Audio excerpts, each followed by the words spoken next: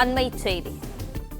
காரைக்கால் மாமல்லபுரம் இடையே நாளை பிற்பகலில் பெஞ்சல் புயல் கரையை கடக்க இருப்பதால் புதுச்சேரி ஆட்சியர் பொதுமக்களுக்கு சில அறிவுறுத்தல்களை வழங்கியிருக்கிறார். இதுகுறித்த முழு விவரங்களை செய்தியாளர் சண்முகசுந்தரம் வழங்க கேட்கலாம். வணக்கம் சண்முகசுந்தரம், புதுச்சேரி ஆட்சியர் எந்த மாதிரியான அறிவுறுத்தல்களை எல்லாம் வழங்கியிருக்கிறார்? முழு விவரங்களை பதிவு பண்ணல. வணக்கம். வங்கக்கடலில் உருவாகியுள்ள பெஞ்சால் புயல் நாளை புதுச்சேரி அருகே கரையை கடக்கக்கூடும் என அறிவிக்கப்பட்டுள்ளது.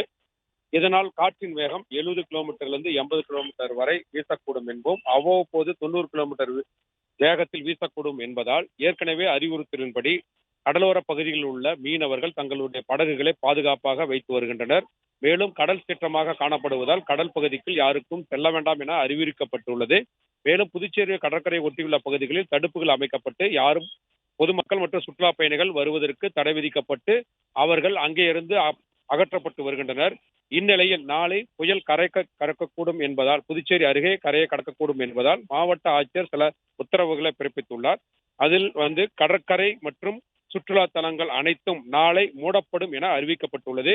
மேலும் அத்தியாவசிய தேவைகள் தவிர்த்து வேறு காரணங்களுக்காக பொதுமக்கள் வெளியே வருவதை தவிர்க்க வேண்டும் எனவும் அறிவுறுத்தப்பட்டுள்ளது.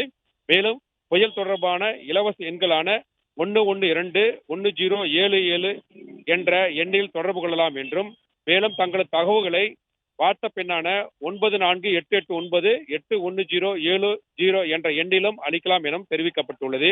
மேலும் புயல் வீசக்கூடிய நேரங்களில், மழை வரக்கூடிய நேரங்களில் மின் கம்பங்கள் மற்றும் மின்மாற்றி தூண்கள் அறுந்து கிடந்தால் அந்த கம்பிகளை தொடக்கூடாது எனவும் அறிவுறுத்தப்பட்டுள்ளது. மேலும் தாழ்வான பகுதியில் குடியிருப்போர் உடனடியாக பாதுகாப்பு கருதி நிவாரண முகாம்களில் தங்க வேண்டும் எனவும் உத்தரவு பிறப்பித்துள்ளார். புதுச்சேரியில் ஏற்கனவே தேசிய பேரிடர் மீட்பு குழுவினர் தங்கியுள்ளனர். அவர்களும் அந்த பகுதிக்கு பாதுகாப்பில் ஈடுபடுவார்கள் என்றும், அதுவரை பொதுமக்கள் எந்தவித செயல்களில் ஈடுபடக்கூடாது எனவும் அறிவுறுத்தப்பட்டுள்ளது. விரிவான விவரங்களுக்கு நன்றி சண்முகசுந்தரம்.